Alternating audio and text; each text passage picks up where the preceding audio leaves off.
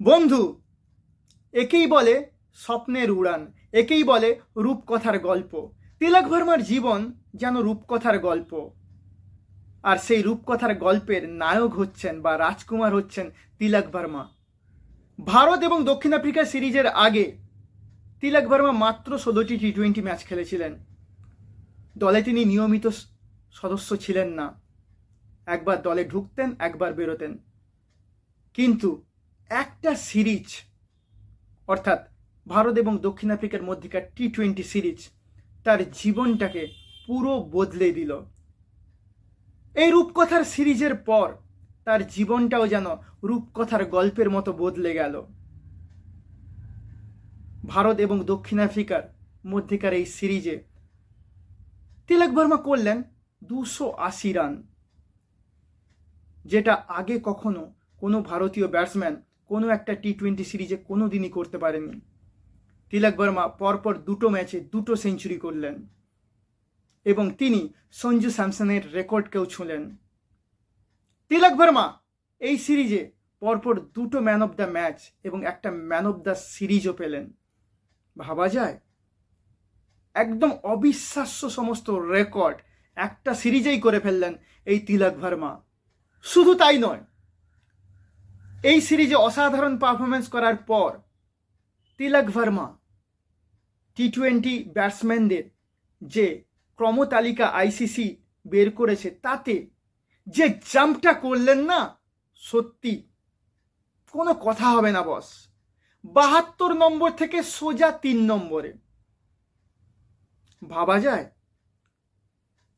পুরো 69 ধাপ একেবারে লাফিয়ে গেলেন এবং ভারতীয় দলের বর্তমান ক্যাপ্টেন সূর্যকুমার যাদবের 3 নম্বর জায়গাটা তিনি ছিনিয়ে নিলেন। তিলক ভার্মার সামনে রয়েছেন মাত্র দুজন। আইসিসি যে টি-20 ব্যাটসম্যানদের ক্রমতালিকা বের করেছে, এই মুহূর্তে তার 1 নম্বরে রয়েছেন ট্রাভিস হেড।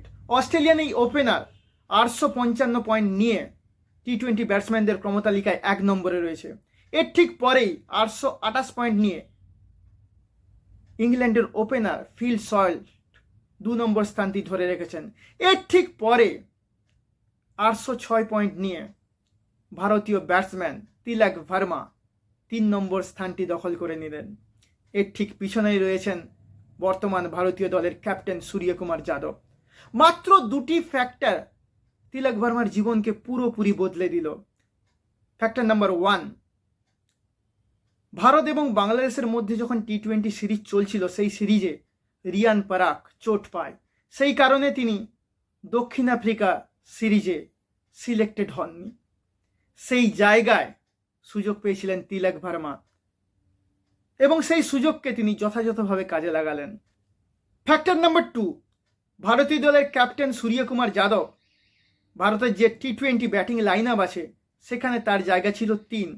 তিনি সেই জায়গাটা ছেড়ে দেন বা স্যাক্রিফাইস করেন তিলক ভার্মার জন্য এবং সেই সুযোগটা পুরো দমে, যাকে বলে সুযোগের সদ্ব্যবহার করলেন তিলক ভার্মা এবং অসাধারণ একটা সিরিজ খেললেন এই তিলক ভার্মা। এবং তিনি শুধুমাত্র ভারতীয় ব্যাটিং লাইন আপের যে 3 নম্বর স্থানটা সূর্যকুমার যাদবের কাছ থেকে ছিনিয়ে নিলেন তা কিন্তু নয়, আইসিসির টি-20 ব্যাটসম্যানদের ক্রমতালিকায় সূর্যকুমার যাদবের স্থান ছিল 3, সেখান থেকেও তাকে তিনি সরিয়ে দিলেন 4 নম্বরে এবং সেই 3 নম্বর স্থান দখল করে নিলেন এই তিলক ভার্মা। যেরকম ভারতীয় ব্যাটিং লাইন আপে সূর্যকুমার যাদবকে তিনি 4 নম্বরে ঠেলে দিলেন, সঙ্গে সঙ্গে আইসিসির টি-20 ব্যাটসম্যানদের ক্রমতালিকা থেকেও তিনি 3 নম্বর থেকে ভারতীয় ক্যাপ্টেন সূর্যকুমার যাদবকে 4 নম্বরে সরিয়ে দিলেন।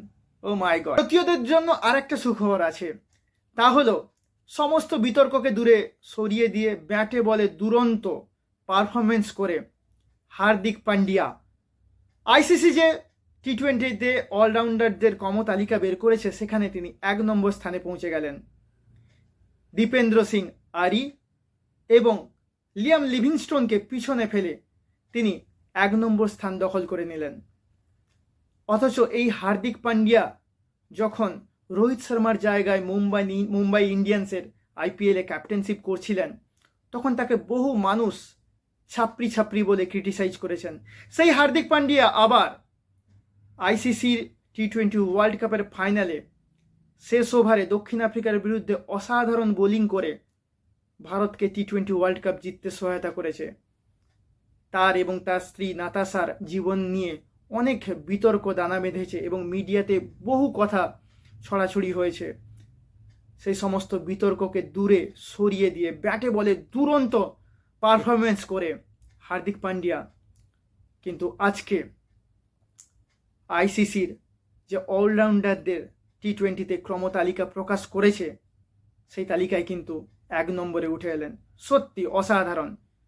আমরা হার্দিক পান্ডিয়া এবং তিলক ভার্মার আগামী দিনের আরও উজ্জ্বল ভবিষ্যৎ কামনা করি, তাদের আরও অগ্রগতি কামনা করি, যা ইন্ডিয়ান ক্রিকেটের পক্ষে এবং বিশ্ব ক্রিকেটের পক্ষেও আরও ভালো হবে বলে আশা করি। আমাদের আজকের এই ভিডিও যদি দর্শক বন্ধু আপনাদের ভালো লেগে থাকে তাহলে কাইন্ডলি আমাদের এই চ্যানেলকে সাবস্ক্রাইব করবেন এবং আমাদের সঙ্গে থাকবেন। সকলে ভালো থাকবেন।